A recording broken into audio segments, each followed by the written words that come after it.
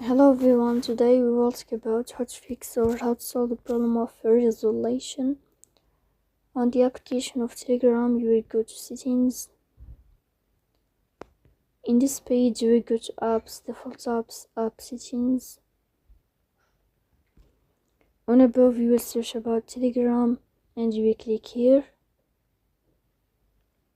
In this page of app info, you will click on first stop and you will click OK. Then you will enter to the window of storage. Here you will click on clear cache, but pay attention, don't click clear data because that can delete your account. In the end, you can turn off your phone and you can wait a moment to restart your phone again to fix that problem. So please don't forget to support us by like and subscribe. See you next time and thank you for your